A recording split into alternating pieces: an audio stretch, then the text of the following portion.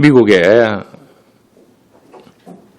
미주리주 칸자스 시티에는 매년 크리스마스 시즌이 되면은 가난한 이웃들에게 $100 지폐를 준답니다. 한 사람이 나타나서. 신부는 철저하게 숨긴 채 부서진 차를 타고 다니는 사람, 혹시 차 오래 타고 다니는 사람 계속 타고 다니시길 바랍니다. 길거리의 노숙자, 무료 급식소에 밥은 먹는 사람들, 학교 입구에 가서 허름한 옷을 입고 가방도 제대로 못 들고는 아이들, 그들에게 다가가서 좋은 말 하고 그 다음에 $100짜리 지폐를 건네대. 여러분, $100가 얼마인 줄 아세요? 15만 원 정도 됩니다. 여러분, 매일 15만 원 주는 사람이 딱 하면은 큰절 할까요, 안 할까요? 안 놀라시니까, 여러분들이. 사람들은 그가 누구인지 전혀 몰랐습니다. 그가 전한 따뜻한 온기 덕분에 수많은 사람들이 절망 속에서 다시 살아야 되는 용기가 생겨났대요. 29년 동안 이 사람이 나누어 준 돈이 한국 돈으로 환산하면 17억 원. 또한 놀라자는 거죠. 세월이 흘러서 이 사람이 암에 걸려서 죽음을 앞두게 되어서 정체가 밝혀졌는데 그는 평범한 사학가였던 네리 스튜어트였다고 합니다. 그가 이 일을 시작한 이유는 과거에 자신이 너무나 가난해서 몇 달을 굶게 되었대요. 한 식당 주인이 모른 척 건넸던 따뜻한 국밥 한 그릇과 $20를 주었대요. 내가 받은 친절을 세상에 다시 돌려주었을 뿐입니다. 친절은 또 다른 친절을 낳습니다. 그래서 그는 마지막 순간까지 자신의 봉사가 특별한 것이 아니라 그저 받은 사랑의 빚을 갚았을 뿐입니다. 그렇게 겸손하게 대답했다고 합니다. 그의 사후에 감동을 받았는 수많은 시민들이 제2의 제3의 비밀 산타가 되어서 지금도 그 봉사가 칸자스 시티에서 일어나고 있다고 합니다. 여러분, 우리는 흔히 성경의 위대한 인물이라고 하면 홍해를 가른 모세, 골리앗을 무너뜨린 다윗, 세계를 다니며 복음을 전했던 바울, 화려한 무대 위에서 주인공처럼 빛났던 사람들을 거의 다 기억을 다 해요. 그러나 하나님의 구원의 역사는 무대 위에 주인공들로만 완성되지 않습니다. 무대 뒤에서 묵묵하게 자리를 지키고 주인공이 빛날 수 있도록 돕는 보이지 않는 손길들이 많았습니다. 오늘 우리가 함께 나눌 인물이 바로 그런 사람, 그 이름은 누가입니다. 누가는 성경에서 자신을 드러내지 않았지만 그가 남긴 흔적은 오늘날 우리들에게 전해지고 있습니다. 누가복음과 사도행전을 남겼습니다. 신약 성경 전체의 4분의 1입니다. 누가의 삶은 숨은 봉사자라고, 그래서 제목을 숨은 봉사자 누가처럼 이렇게 했습니다. 이전에 이제 서울의 아들이 중학생이 한센시병, 나병에 걸렸어요. 그래서 아버지가 버스를 타고 소록도에 데려다 주는 거예요. 소록도에. 그래서 소록도 입구에 도착하면 배를 타야 건너갈 수 있는 거예요. 배를 태워 보내는 그 아버지 심정을 생각해보라. 그래서 이 아버지는 믿지 않는 사람이에요. 그 아들도 믿지 않아요. 그런데 소록도에 갔던 그 아들이 거기 가서 열심히 일을 하고 해서 그 교회 장로가 됐는 거예요. 그래서 나중에 아버지가 찾아왔는 거예요. 몇십 년이 흘렀죠. 찾아왔는 거예요. 나이가 들어서. 아버지 괜찮다고. 아버지를 위해서 복음을 전했는 거예요. 그래서 그 아버지가 그 복음을 받았다는 거 아니에요. 여러분, 우리가 미래가 어둡다고 생각하지 마시길 바랍니다. 하나님은 누구를 만나느냐에 따라서 그 사람을 통해서 길을 열어줍니다.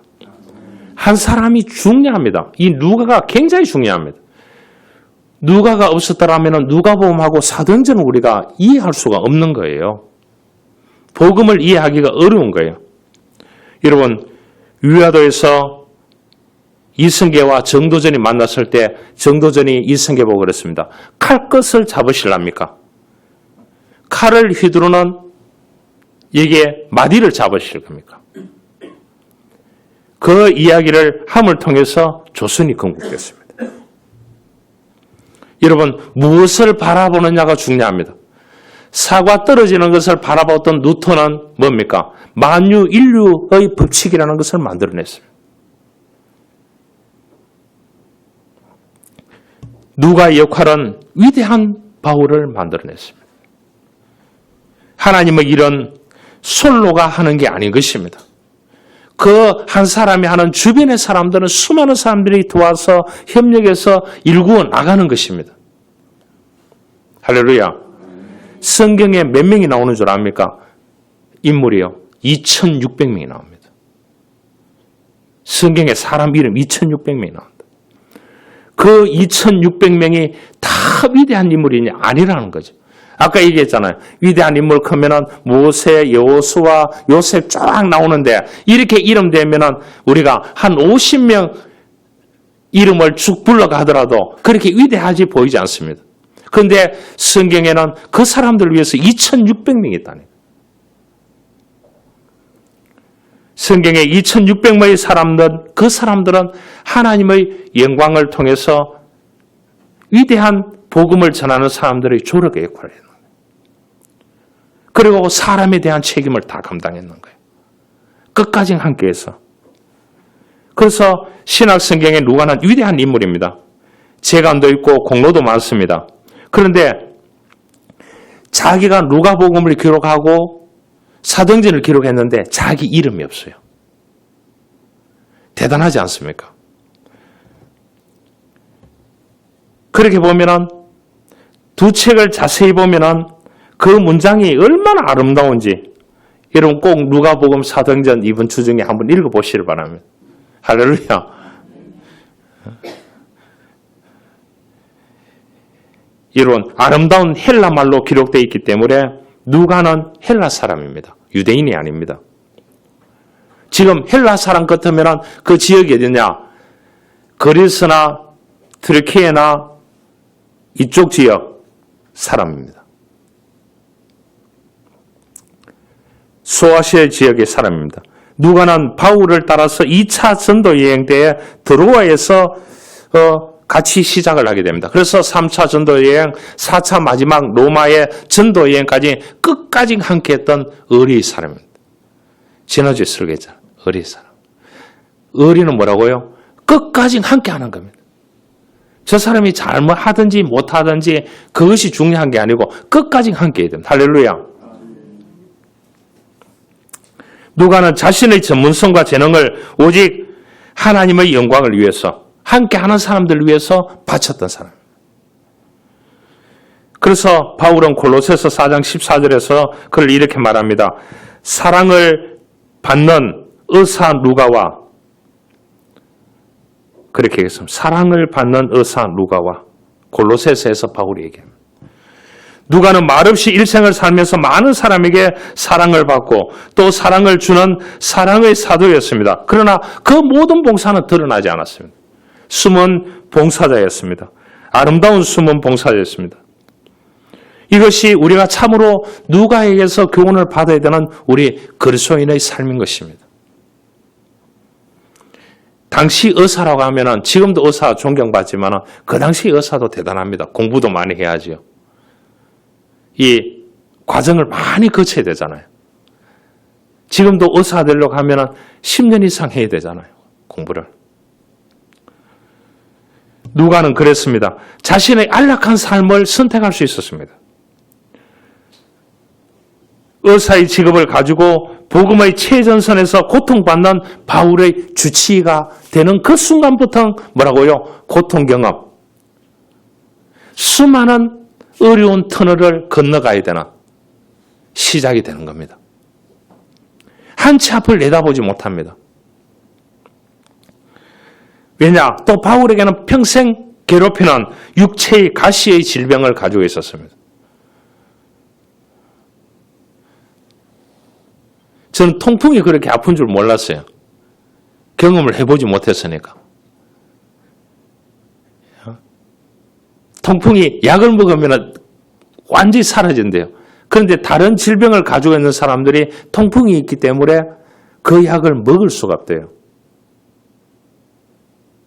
그런 분을 만나서 같이 식사를 해보면 그 얘기를 해요. 안타깝다고. 그런데 견뎌내면서 하루에 8시간을 일을 하는 거예요. 뭐요? 서서. 여러분, 수많은 이적을 행하며 다른 사람들의 병을 고쳤던 바울이지만 정작 자신의 몸은 고치지 못했습니다. 이래 보면 하나님 향해서 하나님 정말 못됐습니다. 그러면 할 수 있잖아요. 다른 사람 병은 다 고쳐주는데 이 지도자들의 병은, 영적 지도자의 병은 안 고쳐졌어요. 그래서 하영조 목사님이나 이런 분들은 질병, 투병 생활하면서 암이 세개고 투석하고 이렇게 해서 강단에 서면서 그랬대요. 조규 목사님도 아플 때는 그런 말을 했대요. 하나님 콱 죽여주십시오. 내가 손을 얹으면 다 병이, 다른 사람 병은 다 기도하면 나았는데 왜 내 병을 가지고 이렇게 힘들게 하느냐고. 그러면 너는 주사를 맞고 난 뒤에 다음날 아침에 강단에 서야 된다는 말씀을 선포해야 된다. 그래서 기도하다가 하나님 콱 죽여달라고. 그냥 죽여달라고 하니 콱 죽여달라고. 바울마저 안 그랬겠습니까? 그런데 바울 옆에 복음을 전하는데 주치의가 누가 있었냐? 누가가 있었다. 여러분, 하나님께서 여러분에게 주신 달란트와 직업 전문성은 무엇입니까? 누가는 자신의 의학 지식을 돈을 버는 데만 쓰지 않고 복음의 통로로 사용했습니다. 복음의 배달부로 사용했습니다. 우리의 삶과 재능 역시 하나님의 교회를 세우고 또한 수많은 하나님의 선교를 위해서 사용되는 도구로 쓰임을 받을 수 있어야 됩니다. 누가는 위대한 기록자입니다. 신약 성경 전체 분량 중 가장 많은 분량을 기록한 사람이 누가라는 거예요. 누가. 바울이 아니라 바로 누가입니다. 누가복음과 사도행전이라는 신학의 핵심적인 두 책을 기록했습니다. 이 사람은 유대인이 아닙니다. 누가는 이방인에게 철저하게 제3자의 시선으로 사실을 확인하고 역사적인 검증을 거쳐서 기록했습니다. 누가복음 1장 3절에 보면 그 모든 일을 권은부터 자세히 미루어 살펴본 나도 그렇게 했습니다. 고백하면서 발로 뛰며 목격자들을 만나고 자료를 수집하고 데오빌라 각화에게 복음을 전하기 위해서 편지를 썼는데 이 데오빌로도 누가가 복음을 전해서 받아들였는 것 같아요. 그래서 데오빌로 밑에서 일을 하기 시작했습니다. 처음부터 바울에게 한 게 아니에요. 그래서 이것을 썼을 때에 누가복음과 사도행전 썼을 때 데오빌라 각하에게 보낸다고 얘기했습니다. 그랬습니다. 그러다가 2차 전도 여행 드로아에서 시작될 때 누가 브릿지를 했는데 누가 연결했는지는 모르겠지만 하나님께서 사람을 통해서 연결했는 거예요. 그래서 여러분들이 연결되는 사람들이 좋은 사람들이 되기를 원합니다. 여러분 사기꾼 만나보세요. 여러분에게 사기꾼을 연결해줬다. 어떻게 되겠어요? 못된 사람을 연결해줬다. 어떻게 되겠어요? 여러분 재밌는 점은 사도행전을 기록하면서 누가는 자신의 이름을 한 번도 기록하지 않았는데 오직 바울과 전도팀의 여정을 기록할 때 은근슬쩍 그렇게 우리라는 표현을 썼습니다. 우리. 참 좋은 표현이죠. 우리라는 표현을. 그래서 이제 드로아에서 만나서 바울과 동행하면서 거기서 또 배를 타고 지금의 그리스, 트르키에 이쪽으로 빌립보, 이쪽으로 이제 마케도니아, 이쪽으로 하나님의 전도 여행을 떠나기 시작합니다. 여러분, 지중해를 건너갈 때 배를 탔는데 14일 배를 탔어요. 여러분, 그 당시에 배를 타고 14일을 배를 타고 이 배가 뒤집어질 확률이 몇 %였느냐? 나침판도 없이요. 내비게이션도 없지요. 풍랑 일기예보도 없지요. 배가 뒤집어질 확률이 거의 80%였답니다. 여러분, 내일 대마도 여행 한번 가보실래요? 비바람이 친다는데 80% 이상 배가 뒤집어질 확률이 있다는데 주여 믿습니다 하고 한번 타보실래요? 여러분, 지중해를 건너갈 때 내일이 없는 거예요. 복음을 위해서 이 바울이 안전하게 가서 복음을 전하기 위해서 루가는 얹혀서 가는 거예요. 이제 줄곧 그러면서 이 루가가 우리라는 표현을 씁니다. 우리라는 표현. 우리라는 표현. 그러면서 이제 제4차 전도 여행은 노마입니다. 노마까지 동행합니다. 사도 바울의 일생을 마지막까지 루가는 노마에서 바울 곁을 지키고 있었습니다. 바울을 보호하고 있는 누가였습니다. 여러분, 우리가 소통이 잘 안 되면 뭐가 온다고요? 고통이 옵니다. 그래서 소통 안 되는 사람 만나지 마시길 바랍니다. 소통이 안 되면 고통이 옵니다. 참으로 누가는 불변의 숨은 봉사자였습니다. 마음이 변치 않는 봉사자였습니다. 여러분, 20년, 30년 사귀어도 관계를 해도요, 내가 잠시 실수하면 끝나는 거예요. 사람 관계가 그런 거예요. 참 비참한 겁니다. 그런데 이 루가는 바울하고 관계가 전혀 없습니다. 여러분, 바울은 유대인이죠. 동서남북 다 갖추었습니다. 가므리엘 문화 속에 자랐지요. 그렇죠? 모든 걸 다 갖추었다니까요. 유대인이죠. 유대인들이 그 당시에 이방인들을 어떻게 보느냐? 안 좋게 봤습니다. 동물 취급했습니다. 왜냐? 우상에다가 절을 하고 우상을 섬기고 이렇게 하니까 그런 거예요. 그런데 이 바울은 엘리트잖아요. 루가는 이방인인 거예요. 주변 사람들이 뭐라 했을까요? 저 유대인 저거 까칠한 저 유대인에게 왜 저렇게 하는지 모르겠다고. 누구 때문에요? 하나님의 영광을 위해서입니다. 하나님의 복음을 위해서입니다. 그래서 은혜를 받고 받은 바 은혜를 잊지 않고 갚아주는 여기에 누가의 세계가 있습니다. 누가의 세계는 뭡니까? 데오빌로. 자기가 그 데오빌로 밑에서 일했던 거, 그분에게 복음을 전했던 거. 그래서 데오빌로 각하에게 보내는 이 누가복음 사도행전의 1장에 딱 나타나고 있는 거예요. 이야, 누가의 세계는 완전히 다르죠. 누가의 아름다운 철학이 있습니다. 의리를 끝까지 지켜가는 모습을 우리가 볼 수가 있는 것입니다. 오늘날 교인들은 겉으로는 화려하고 굉장하지만 이런 아름다운 마음의 무게가 없는 그런 느낌으로 살아가는 사람들이 많이 있습니다. 숨은 봉사자다운 누가 겸하게 봉사하고 신령한 은사를 사모하고 불변의 충성을 다했던 누가에게 오늘 우리가 배우고 교훈을 얻어야 됩니다.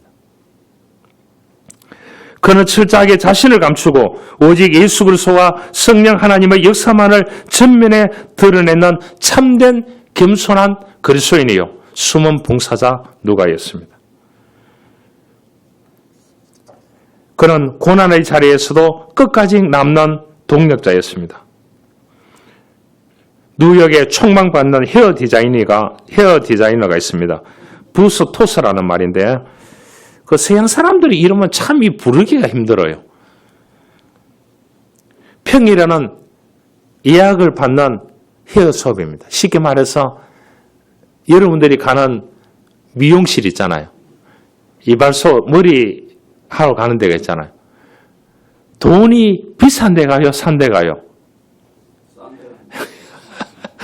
그러면 안 되는 거예요. 잘하는 데 가야 되는 거예요. 잘하는 데 가려고 하니까 돈이 비쌀까요? 안 비쌀까요? 비싼 거예요. 이 사람은 고급 헤어 수업을 다 가는 거예요. 뉴욕에서 부스토스는. 그래서 이 쉽게 말해서 돈을 엄청나게 벌잖아요. 이 사람은 휴일이 되면은 길거리에 갑니다. 노숙자들에게, 길거리 아이들에게, 또 머리를 정리하지 못하는 가난한 사람들에게 가서 벌었는 돈을 가지고 주말에 가가 봉사를 다 하는 거예요. 멋지지 않습니까? 오늘 제가 당신을 위해서 멋진 일을 해드려도 될까요? 이렇게 한다는. 내일 아침에 출근하는데 당신을 위해서 내가 $100를 드려도 될까요? 이런 사람이 있으면 좋아요, 안 좋아요? 왜 대답이 없나? 그런데 이 사람이 노숙자에게 머리를 감기고요. 물차도 다 동원하고요. 수염도 깎아주고 최신 유행하는 스타일로 그렇게 다 해줬다는. 왜냐? 노숙인들, 가난하고 어려운 사람들의 결핍된 것은 돈이 아니라 사회로부터 거부당하는 인간으로서 존엄성을 좀 받겠다는 이것을 이 사람은 세워줘야 되겠다는 그런 뜻이었대요. 대단하지 않습니까? 그런데 길거리에 전전하며 삶을 의욕에 일단 한 노숙인 마크라는 사람이 있는데 손질을 깔끔하게 받고 변신한 모습을 거울로 딱 보는 순간 나도 할 수 있다. 그래서 이 사람이 일을 해가 유명한 사학가가 됐어요. 사학가가 돼서 아까 이죠. 부스토스가 했던 일을 하기 시작하는 겁니다. 이런 이 마크는 단지 머리카락을 자른 것이 아니라 한 인간의 무너진 자존감과 삶의 희망을 다듬어줬는 그 부스토스의 영향을 받았는 거예요. 누가는 고난의 때에 끝까지 의리를 지킨 사람입니다. 사도 바울의 노년은 참으로 쓸쓸했습니다. 그렇죠? 노년은 쓸쓸했습니다. 복음을 전하다가 이제 로마의 차가운 감옥에 갇혀 있습니다. 그 당시 감옥이라 생각해 보세요. 이국 멀리. 사형 선고를 기다리고 있었습니다. 그 맡은 동역자들과 밑에서 일하던 사람들 핍박이 두려워서 바울을 다 떠나갔습니다. 그 외로움 속에서 영적인 아들 디모데에게 보낸 마지막 유언 같은 편지가 오늘 본문입니다. 누가만 나와 함께 있느니라. 내가 올 때에 마가를 데리고 오라. 그가 나의 일에 유익하니라. 그렇게 했어요. 누구를 데리고 오라고요? 마가를 데리고 오라고 누가 얘기하느냐? 바울이 얘기하고 있습니다. 누가만 나와 함께 있다는 거예요. 세상 사람들은 성공할 때 다 모여듭니다. 이제 선거됐는 사람 주변에 사람들이 엄청나게 몰려들 거예요. 됐는 사람도 골치 아플 거예요. 다 몰려드니까. 실패할 때 다 떠나갑니다. 대만은 세상을 사랑하여 떠났고 다른 이들은 사명을 따라 떠났지만은 누가는 차갑고 어두운 감옥 속에서 마지막 죽음을 향해 가는 바울의 곁을 끝까지 지켰습니다. 바울의 쇠약해진 몸을 간호하고 그의 마지막 편지를 대필해 쓸 사람이 바로 이 누가였습니다. 친인척도 아니에요. 같은 민족도 아니에요. 같은 동네 중마고도 아니에요. 그 중간에 누가 있다고요? 살아계신 하나님이 있는 거예요. 세상에 알아주는 화려한 자리가 아니라 아무도 알아주지 않는 눈물과 고난의 자리에 끝까지 함께 있어주는 사람, 그것이 바로 누가가 보여준 사랑이자 예수님이 오늘날 우리에게 보여주는 십자가 사랑입니다. 그 사랑 때문에 우리가 살아가게 되는 것입니다. 이 시대에는 누가가 필요합니다. 교회와 가정과 여러분들의 삶의 자리에 말입니다. 이제 지방선거에서 뽑힌 사람들은 지역을 위해서 숨은 봉사자가 되어야 합니다. 권력이라고 생각하면 그 지역 주민들은 고통 속에서 또 4년을 보내야 하는 것입니다. 오늘날 세상은 모두가 주인공이 되려고 합니다. 더 높은 자리, 더 빛나는 곳에서 박수받기를 원합니다. 그러나 주님의 교회와 하나님의 나라는 묵묵하게 곁을 지키는 누가와 같은 사람이 필요합니다. 어느 작은 시골 마을에 초등학교를 다니는 한 소년이 있었습니다. 집이 너무 가난해서 운동화가 다 헤어졌지만 새 신발을 살 형편이 안 되었습니다. 비가 오는 날이면 양발이 다 젖고 친구들 앞에 서는 것도 부끄러웠습니다. 그런데 그 마을에는 평생 홀로 살아온 할머니 한 분이 계셨습니다. 할머니 역시 넉넉하지 않았지만 매일 새벽 동네를 돌며 쓰레기를 줍고 어려운 이웃을 도왔습니다. 사람들은 할머니를 쓸데없는 일을 하는 사람으로 말했습니다. 어느 날 할머니는 이 소년의 낡은 운동화를 보게 되었습니다. 며칠 후에 그 소년의 집 앞에 새 운동화를 사가지고 놓았습니다. 그런데 이 소년이 이제 학교 가려고 보니까 새 운동화가 있는 거예요. 누가 준 것도 모르는 거예요. 세월이 흘렀습니다. 이 소년은 너무나 기뻐서 그 당시에 눈물을 흘렸다고 합니다. 세월이 지난 후에 이 소년은 훌륭한 의사가 되었습니다. 그는 가난한 사람들을 거의 무료 진료하는 곳에 가서 평생을 보내게 됩니다. 어느 날 인터뷰에서 기자가 물었습니다. 선생님, 왜 평생 이 어려운 사람들을 돕고 사느냐고. 당신은 위대한 의사인데. 그러니까 이분이 이런 말을 했습니다. 어릴 적 누군가 제가 새 운동화 한 켤레를 선물로 주었습니다. 그 운동화는 단순한 신발이 아니었습니다. 세상에는 나를 사랑하는 사람이 있다는 희망이 있었습니다. 저는 그 희망을 다른 사람에게 돌려주려고 열심히 공부했습니다. 기자는 그 운동화를 준 사람이 누구인지 아느냐고 물어보니까 모른다고 했습니다. 의사는 고개를 지었습니다. 아직도 모릅니다. 하지만 저는 그분을 만날 때마다 감사하다고 말하고 있습니다. 만난 적은 없는데 어떻게 감사합니까? 하니까 의사는 미소를 지으며 그렇게 했습니다. 가난한 환자를 치료할 때마다, 외로운 사람의 손을 잡아줄 때마다 그분에게 감사하고 있습니다. 돌려주고 있다는 거예요. 여러분, 봉사는 거창한 일이 아닙니다. 작은 친절 하나가 한 사람의 인생을 바꾸고 그 사람이 또 다른 사람의 씨앗이 될 수 있는 줄 믿습니다. 우리가 베푼 작은 사랑은 사라지지 않습니다. 누군가의 마음속에 희망이 되고 그 희망이 자라고 더 큰 사랑으로 세상으로 돌아오게 되는 것입니다.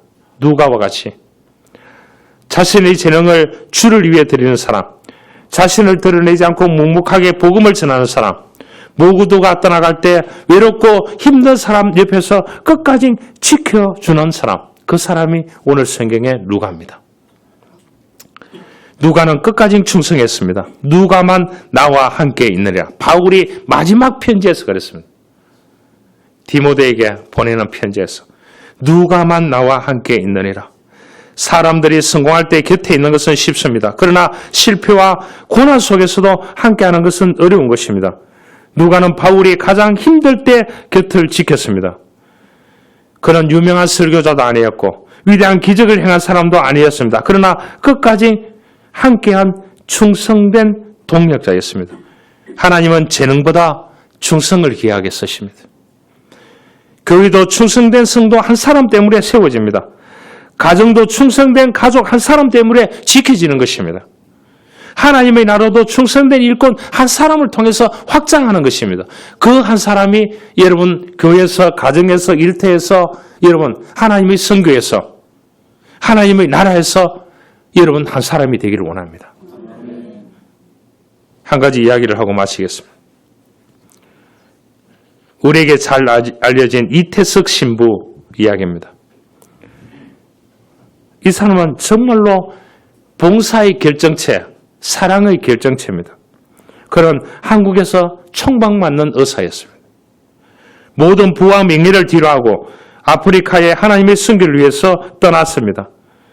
가난하고 오래된 내전으로 찢긴 남수단의 작은 마을 톤주로 향했습니다. 그곳에서 말라리아, 콜레라, 한센병, 고통받는 주민들을 위해서 유일한 의사가 되었습니다. 반낮 없이 돌보고 아이를 위해서 학교를 세우고 악기를 가르치고 밴드를 만들고 총칼을 공포에 떨던 아이들이 이제 이 신부님을 통해서 마음의 상처가 치유되기 시작합니다. 그가 암투병 끝에 세상을 떠났을 때 평생 눈물을 흘리는 것을 수치로 여겼던 그 아이들이, 그 사람들이, 주민들이 다 거리로 나와서 통곡하면서 울었다고 합니다. 이태석 신부가 남긴 한마디가 있습니다. 봉사의 참된 의미를 우리에게 가슴 깊이 새겨주는 말입니다. 처음에는 내가 그들에게 무엇인가 주려간다고 생각했습니다. 하지만 시간이 지나가면서 깨달았습니다. 오히려 그들의 순수한 눈방울을 통해서 내 영혼이 치유받고 있었고 내가 더 많은 사람에게 사랑을 받고 있었다는 것을 깨닫기 시작했습니다. 하나님 감사합니다. 여러분, 봉사는 내가 가진 여유를 나누어주는 시혜가 아닙니다. 누군가의 무너진 세상을 일으켜 세우고 마침내 내 자신의 삶까지 가장 아름답게 완성하는 신비로운 통로인 것입니다. 누가는 화려한 사람이 아니었습니다. 그러나 그는 진리를 철저히 연구한 사람이었고 사람을 사랑한 의사였고 끝까지 충성한 동력이었고 성령의 역사를 기록한 사람이었습니다. 오늘 하나님은 우리들에게 묻고 계십니다. 너는 무엇을 남기고 있습니까? 우리는 재산보다 믿음을 남기고 명예보다 사랑을 남기고 자신의 이름보다 예수의 이름을 남기는 성도가 되고 누가처럼 보이지 않는 자리에서 충성하며 하나님의 역사를 이뤄내는 믿음의 사람이 되어져야 합니다. 끝까지 곁을 지킨 사람 누가처럼 우리의 창원성교회 모든 성도들이 이 시대에 누가가 되시기를 바랍니다. 그래서 훗날 주님 앞에 섰을 때에 너가 내 곁을 지켜주었구나. 그래서 복음이 확장되었구나. 복음의 역사가 일어났구나. 이러한 칭찬을 듣는 저와 여러분들이 될 수 있기를 주님의 이름으로 축원합니다. 하나님 감사합니다. 바울의 마지막 편지에서 누가만 남았다고 했습니다. 누가는 누가복음과 사도행전을 기록해서 하나님의 세계, 자기 상관이었던 데오빌로 각하에게 복음을 위해서 보내는 편지였습니다.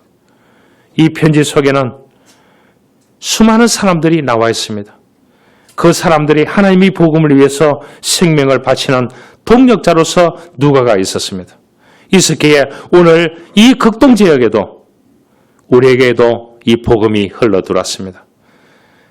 누가는 숨은 봉사자였고 끝까지 바울 복음 전하는데 끝까지 충성을 다하며 동력하며 끝까지 지켰던 사람이었습니다.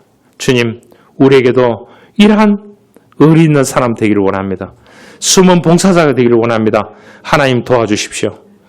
이렇게 살아갈 수 있는 은혜를 저희들에게 부어 주옵소서. 예수님의 이름으로 기도하옵나이다. 아멘.